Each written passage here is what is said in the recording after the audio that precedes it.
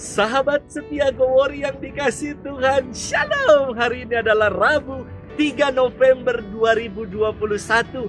Kita akan bersama-sama merenungkan firman Tuhan yang diambil dari Injil Lukas 14 ayat 25 sampai dengan 33. Mari kita siapkan hati kita.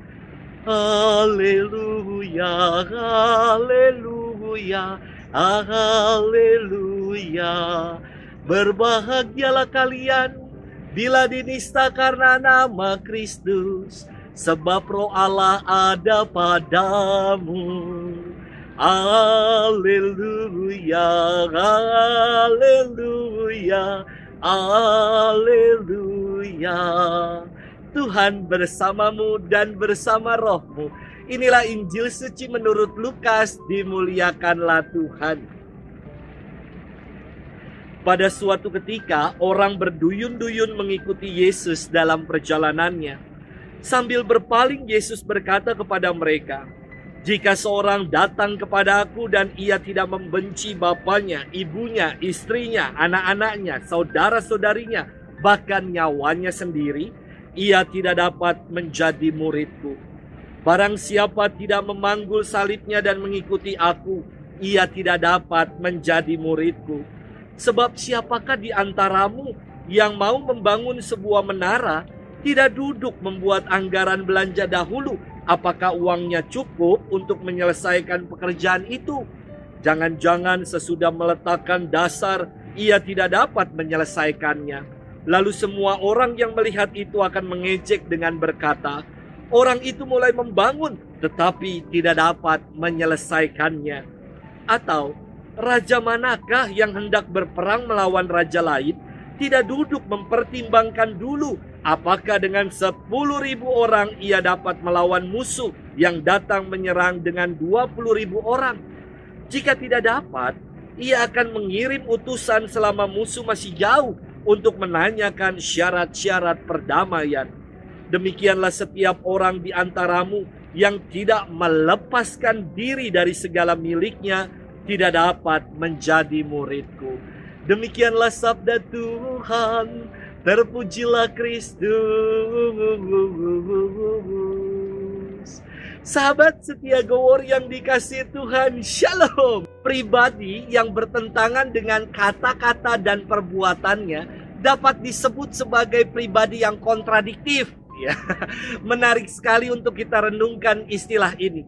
Kontradiktif adalah bentukan dari dua kata Latin. Yang pertama kontra, yang artinya melawan atau bertentangan. Dan diksi dari kata diksio, yang artinya adalah kata-kata.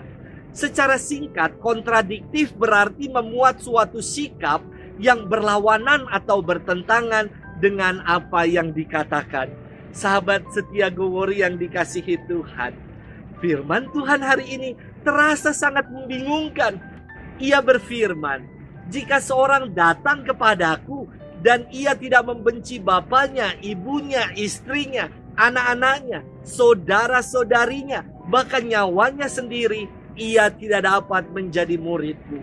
Mengapa Yesus mengatakan untuk membenci keluarga, bahkan untuk membenci diri sendiri? Tentu maknanya tidak bisa kita telan secara harafiah, secara bulat-bulat, seperti tahu bulat yang digoreng dadakan. Jelas, Yesus mengajarkan untuk saling mengasihi. Bahkan dalam 10 perintah Allah, perintah keempat dikatakan, hormatilah ayah dan ibumu.